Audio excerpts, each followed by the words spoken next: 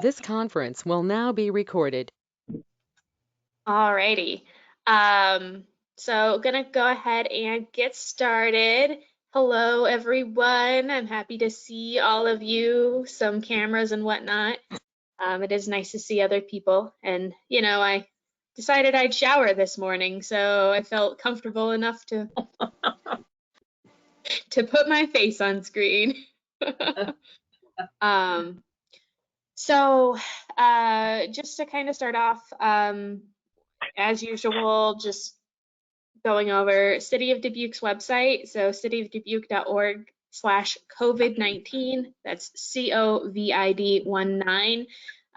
That's going to be your best place to find information as far as, as close to home information as we can get. Iowa-wide information can be found on idph.iowa.gov. Right on their front page will send you to their coronavirus, or when I send this out in a PDF, you'll be able to follow that link for more information, as well as just general information, cdc.gov. Really want to make sure, especially with Iowa right now, we have not hit peak yet. Peak is probably going to be here soon. How soon, I don't know. It ultimately really just depends on time. But we still need to continue social distancing and taking precautions, not only for ourselves, but for the people that we care about and the people that we don't even know. So please make sure that you're continuing to wash your hands, to disinfect, to stay 6 feet away from other people, socially distance. 6 feet, again, is a minimum. So you want 6 to 10 is the recommended minimum. So honestly, be like me and just stay away from people all the time. And it's probably better that way. So I will show. So I bought this shirt a while ago, but it says indoorsy, and it just feels very, very fitting. So, and if you or anyone you know needs some sort of resource or referral, you can call 211. So you just have to dial 211 like you would 911. That is going to be the best way to get resources for anyone across Iowa, and 211 exists in other states as well. But we want to make sure that if you know somebody who maybe has hunger-related needs, homelessness, things like that, finding resources, rental assistance, 211 is going to be the best place to refer them to. And if you yourself need those things as well, you can also call 211 and receive those referrals as well. We received a call today. We have some action needed. So this goes out to anyone who is interested and capable of doing this. So the state of Iowa has no comprehensive list of food pantries. So all of the regional pantries have mapped out their people, but we don't actually have a list of all of those that are accessible. So the Volunteer Iowa, sorry, Luna is doggy dreaming over here and whining. Iowa does not have a complete list of these food pantries. So basically, we need to do a data dive, or we're being asked to do a data dive for anyone that can help, and get this into one document for us to get information out to people. So if you are interested and able to, so you'll need a computer, internet access, and Microsoft Excel. These all count as AmeriCorps hours, but it is something that we've been asked to either have it done by the end of the day or tomorrow at the earliest. So we kind of need all hands on deck to try and get all this stuff in. And we are going to be, so I'll be assigning regions to people, and I will have some duplicate regions to make sure that everyone is able to get as much information as possible. Because we're going to have to scour through certain websites, it's going to be easy to miss information. So really, we're just trying to be as comprehensive as we can. There may be, say, if there's a food pantry that doesn't have a phone number, we might have to do some Google cross references to get the correct contact information. So I'll really walk through anyone who can do that. So if you can help, I sent out an email earlier today stating that we needed some assistance with this. Email me and I will send you all the information and tell you where you need to go and what information you need to pull for me. So that is kind of that general. Student logs, making sure that we're sending Kim a student log with all of our students as a caseload and just listing them as absent as other with the total number of sessions for that. We only need it once. We'll take it for the rest of the 2-week period. So if you have not already done that, I believe most people have. But if you have not, please do send that to Kim. This will give us a good idea of how many students are missing out on these sessions that we wish we could be giving them right now. Timesheets. So we still are completing our timesheets as often every 2 weeks. So we'll have a timesheet due this Saturday. If any of you are like me, time is no longer linear. I don't know what week it is. I barely know what day it is. I used to live always by my calendar, and I truly live by my calendar now because I feel like I'm always working 15 minutes, in advance. So just make sure that we can get these timesheets in on at least, if not Saturday, Sunday, or Monday. It just makes it easier on me to make sure that we can get everything processed correctly.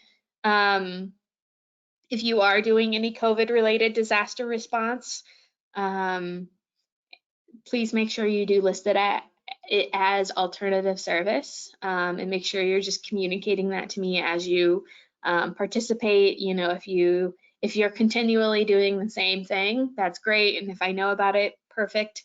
If you participate in anything new, just let me know and we can potentially count that as well. Opportunities for teleservice. So in home, definitely the the food pantry list that we need to be worked on. That is a high priority right now for anyone who can do it. Daily story times are literally Facebook Live events. So currently Cheyenne and Michaela are recording themselves doing story time, and I'm working with Yara on doing a Spanish language story time as well to be able to bring in. So if you have access to children's books and you'd like to record yourself reading a book, we will post it on the Facebook page. I think it's just going to be a nice resource for people. I share them to Every Child Reads and the Campaign for Grade Level Reading and other Facebook groups so that people can, maybe it's something they can put on for the kids and give themselves a break from having to read the story that night after a long day with the kids at home. So, it looks really fun. You'll have to ask, we'll get feedback from Cheyenne or Michaela, but they seem like they're enjoying it. And it is nice to feel more proactive now than maybe what we've been feeling. So it's a good resource. If you are interested, let me know. I know that we haven't been able to do much for the schools right now because they're still kind of figuring everything out for themselves. But hopefully, they've started to get their plans ready and that we should have some sort of idea by the end of this week is what I'm understanding. So I'll keep you all up to date as I learn more information from the school district. As it comes, I guess that's kind of really, we're in a holding pattern. So I appreciate you all for being patient. There still is need for participating at hunger-related services, so food banks, nonprofit meal giveaways. So Project Rooted has really been where I've been referring people to go. I've heard really positive things about people who have gotten to participate with Project Rooted. So if you'd like to participate there, you may definitely do that. giving blood. So this is something that typically Volunteer Iowa would not allow. However, because of the blood shortage, we are allowed to have members count a blood donation for 2 hours of service. So it's great news. It's really needed. You can go on and schedule yourself an appointment through, and I have the links in the update that I send out these recordings in. So Mississippi Valley Blood or Regional Blood Bank and the American Red Cross, you can sign up online, and they're taking really good precautions. I'm actually going to go donate tomorrow, so I really recommend that if you have the ability to do it and you feel safe enough to do it, it's a really good opportunity, and they're taking precautions. So just make sure anything that you do participate in, that you're taking care of yourself and you're taking the correct precautions and keeping yourself safe during this time as well. That's kind of all of the updates I have. However, I know last week I kind of put more of a let's think long term. Oh, my battery's running low. Hold on, I'm gonna plug that in. So here we go.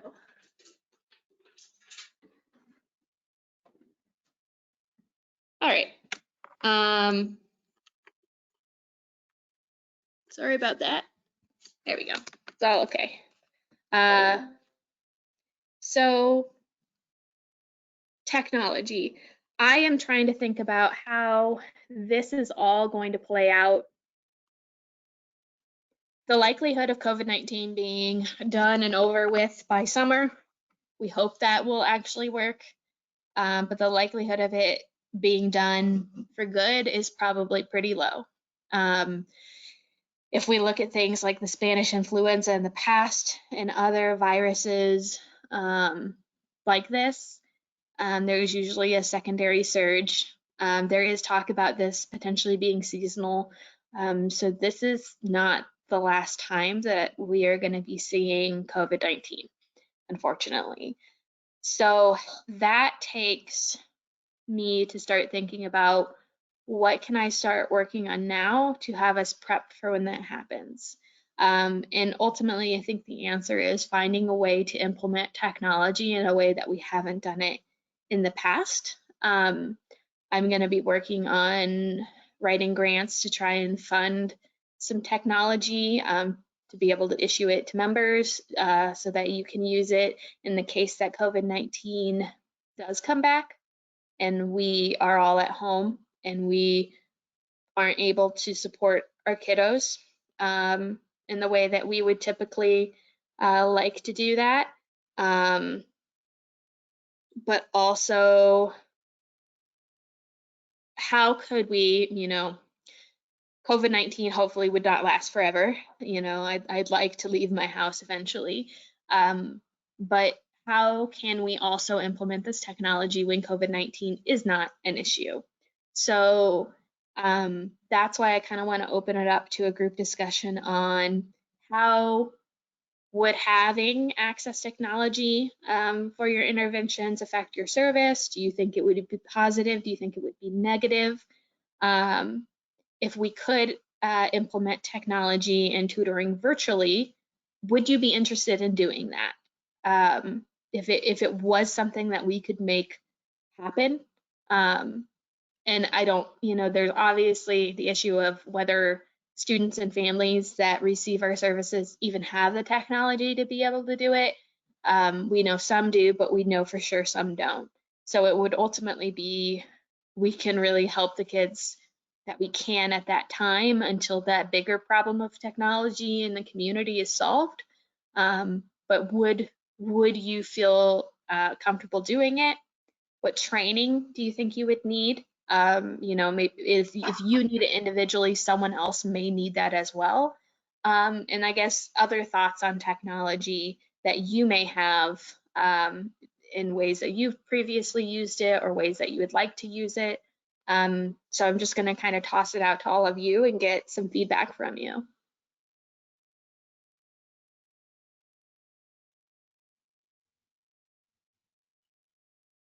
Not all at once, you guys. We're all waiting for everybody else to go first. I think I would be interested, but you know myself and my illiteracy when it comes to technology to start with, and I would be probably not as able to because of my computer is getting old. So it's an old horse compared to a lot. It's 5 years old. So I would have to, I don't have Excel on mine. I don't have Microsoft. I mean, it's getting really old. So I would have to go out and purchase a new system before I could help. Yeah.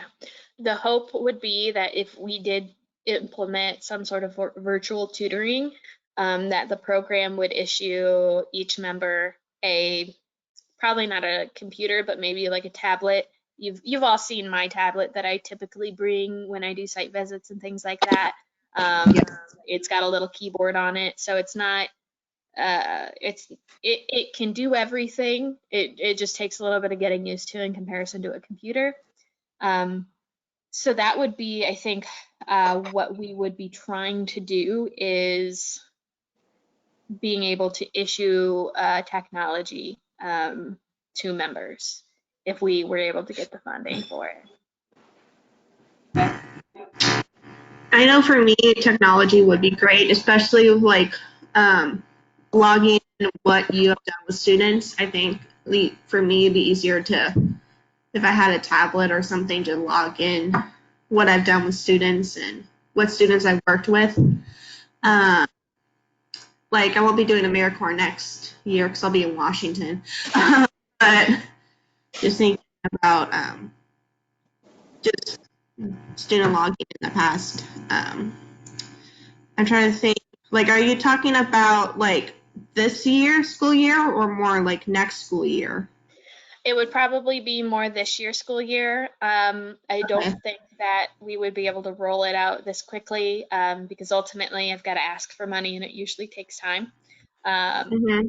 if we even were to get it. So this is more something that, if you can think about, for those who know they'll come back next year or want to come back next year, thinking about yourself. But for those who may not come back next year, or like yourself, Michaela, thinking about, well, it would have been really nice to have had this, or I think this is something that I could have used it for. So any sort of feedback and that is helpful, I think. Is there any like program that you're thinking of in mind as far as privacy issues? Not accusing anybody, but of course, this has just been something that's been brought up a lot in the mentoring field is because of mentoring. What does that look like? Should you have video chat? Should you not? A lot of those issues where it's not necessarily having a supervisor there can make it seem like it could be an opportunity for it to be allegations, stuff like that. I don't know if there's any thoughts that way. I just wanted to put that out there. Yeah, that's a good idea. I think if we were to do something like this, that I would want to implement. I basically that's why I want to get these ideas now, because if I'm going to make these asks or try to find a way to fund it, I want it to be able to be utilized right away and in the most impactful way versus like we find out, oh man, it'd be so nice to have video chat software, but we don't have it in this time. So therefore it's like, okay, virtual tutoring isn't going to work very well, you know? So I think that's a really good idea. I would be interested in you and Liz to dig a little deeper in how you think technology at Mentor Dubuque would be beneficial for your interventions there for future members and or yourselves. Yeah. Any other thoughts?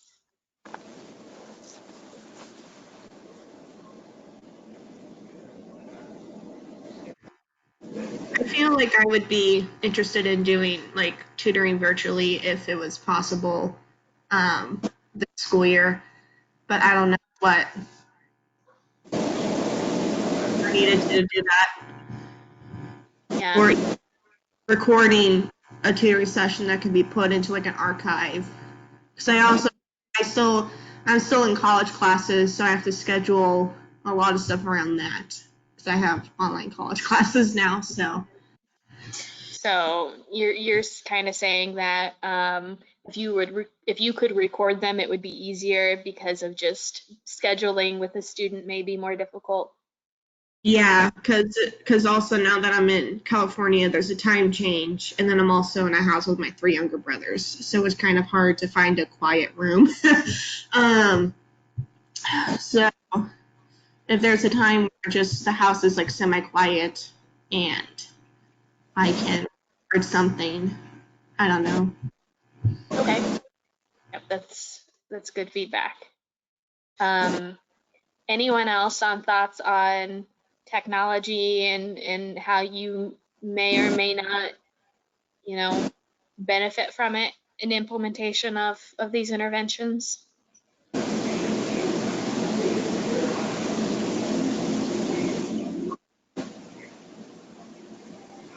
Well, I know that it would be nice if I could be able to, like during the school year, even just to be able to communicate with my teachers and stuff. And so, like, if somebody's not going to be able to come to, appointment or whatever, that they would let me know.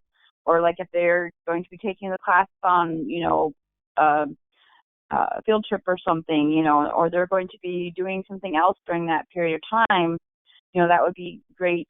To know that ahead of time, and also for them to be able to let me know where this child is, and what they need. So Okay. if they need more help with something, they could, and that way they could, like, tell me that during the week and stuff, and instead of like, just when I come to get the kid, you know what I'm saying? So like I would know this ahead of time. Okay, so some way to kind of communicate the child's needs ahead of time. Yeah. Okay, that's a really good idea, good feedback. I think that would be probably beneficial for everyone across that. We'll see. We'd probably have to tag the children with some sort of device to know exactly where they're at. But hey, you never know what could happen. So, but as far as communication, I think that's something that we could probably figure out a process or something that would work a little bit better. So I'll put some thought into that and talk with some of the tech people and stuff. So, Thanks. yeah, thanks, Elizabeth. Any other thoughts? As Hi, for this, Heather. This is Mindy. I just had a thought. This kind of technology reminded me of a different platform and program. I'm sure there's multiple, but one is called VIP Kid, and it's like this company that connects teachers in or different countries, primarily in the US, with students in China, and they do these online tutoring sessions. So I know that's kind of its own entity, but I think it might be helpful to kind of look at their platform and maybe some lessons that they have perhaps online, and maybe we could use that as a model for any future AmeriCorps technology. Yeah, thank you. I'll look into, you said VIP Kids, so just like, Yes. okay. So I'll look into that and see, if that's something that is replicable or at least gives me an idea on how we could actually process it. Thank you.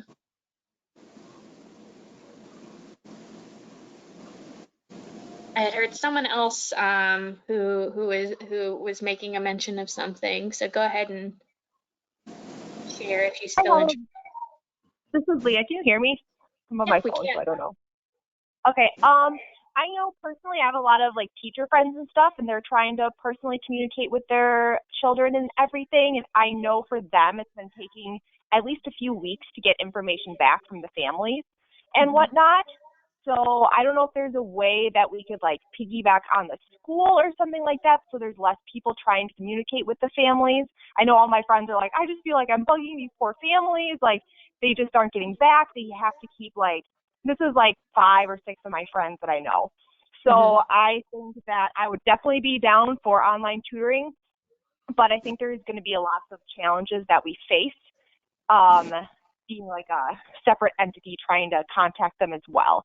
So just kind of I don't know, like I would love to online tutor, but the reality of it, I don't know how well we're going to be able to get in contact with families. I don't know if anyone has experience with like Dubuque School District or how to go about that, but sorry, that's kind of a pessimistic look at it, but just trying to be like realistic or other ways that we could contact them in any ways. I don't know, but that's just kind of from my perspective of things. Mm-hmm. No, thank you, Leah. And I mean, I think that's a really good point to bring up. You know, and I wouldn't call it pessimistic. Right now, that's just the reality of, and it has been the reality, communication with parents and families for a lot of, especially more high risk populations is very difficult. And, you know, now more than ever, there is a huge barrier on communication because you can't show up at somebody's doorstep. You can't catch them when they're picking their kids up. You can't send a note home with the kids in their backpack. So it's, I think it is going to be something that's going to be difficult, and I don't think we'll be able to implement it without the school district. But I think that we'll be able to get some buy-in maybe. I'm trying to talk more higher up and, okay, how do we have this core of people who can give their time, and I'm willing to find a way to get the technology to do it. It's just, how do we get the kids now? So yeah. And I was kind of even thinking, I don't know if this is an idea, but maybe we could even be we could be placed with a few different teachers or something like that, and maybe, you know, so I could be with maybe one kindergarten teacher from my school, and then maybe like Becky could be with like at Irving, could be with a different kindergarten teacher or something like that, and they could connect us with kids maybe. I don't know if that's even a possibility, but maybe we could like go through the teachers, since I know the teachers are in direct contact with their families. That's just an idea. I don't even know if that's legal or anything, but maybe it might be an easier way to get to contact them. I don't know. yeah, that's a really good idea. I think that that's something to really, a good way to look at it. So as I'm talking through it with the school district on if we were to implement something like this, how?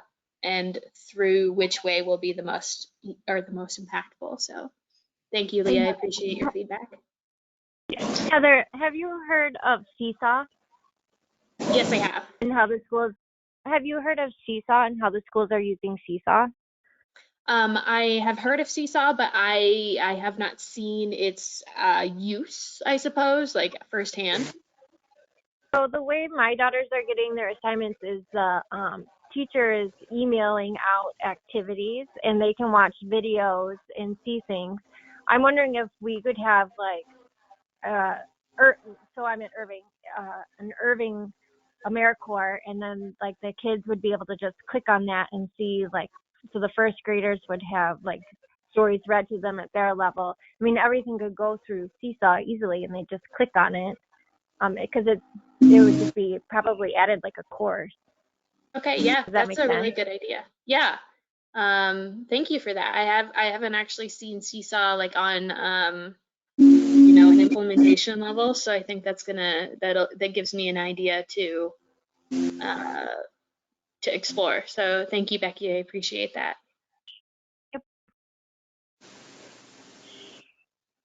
Is it an option to communicate with the teachers and give them the knowledge to like pass along to the families, like, hey, if you guys are looking for an extra session, we have AmeriCorps members that would love to reach out to your kids? Like, yeah, I think that's something that we could maybe explore. I don't have technology to issue to people now. So that would have to be something that if people were interested in finding a way to do tutoring sessions electronically now, we'd have to use all of our own technologies.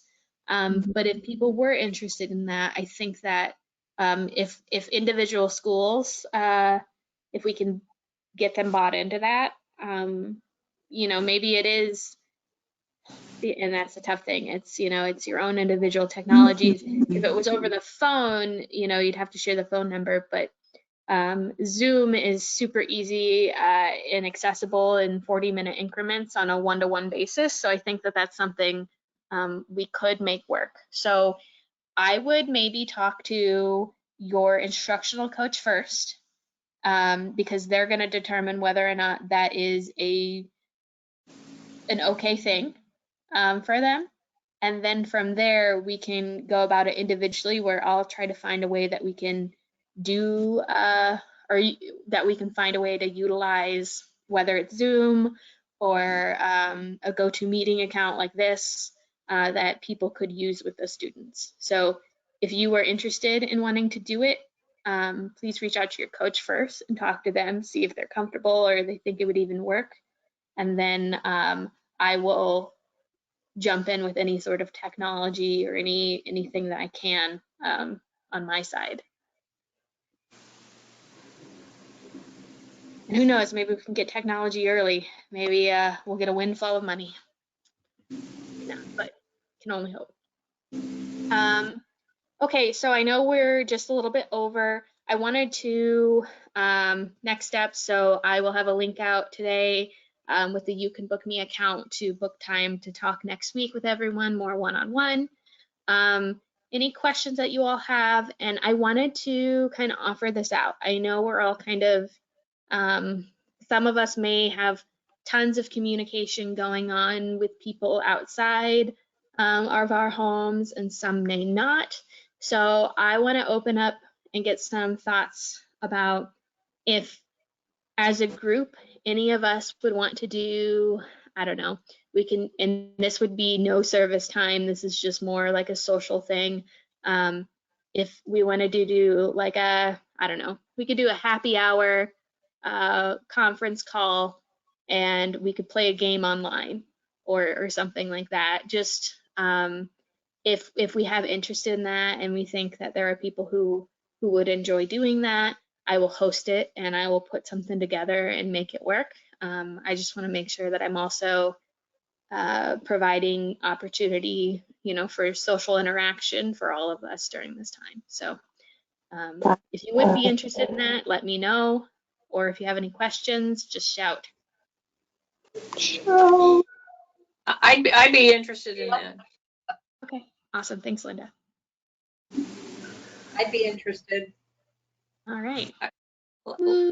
Saturday night my family did a cocktail hour on Zoom, which was fun. I think we had 7 different households in about 4 different states. So that was fun. So this would be kind of on that same, yeah.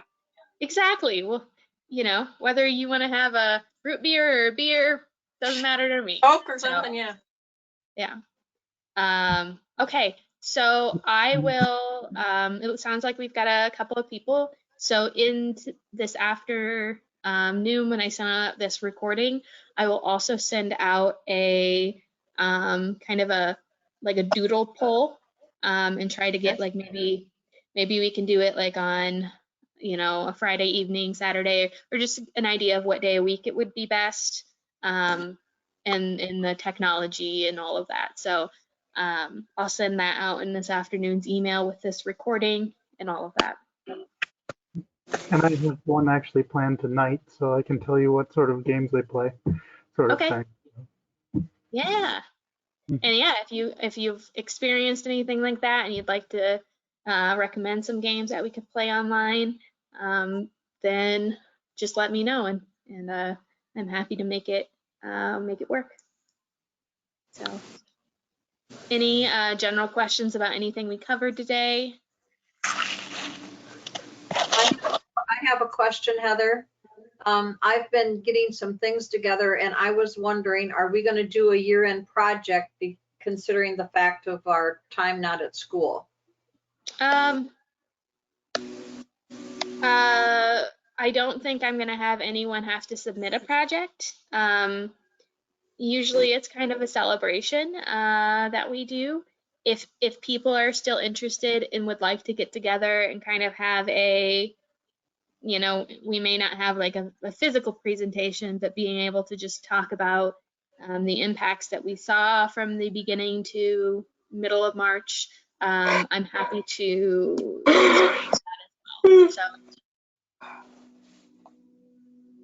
So I'll send out an email with that as well to see if people would like to schedule that sort of time as a, end of year celebration project, but not really a project at this point, unfortunately.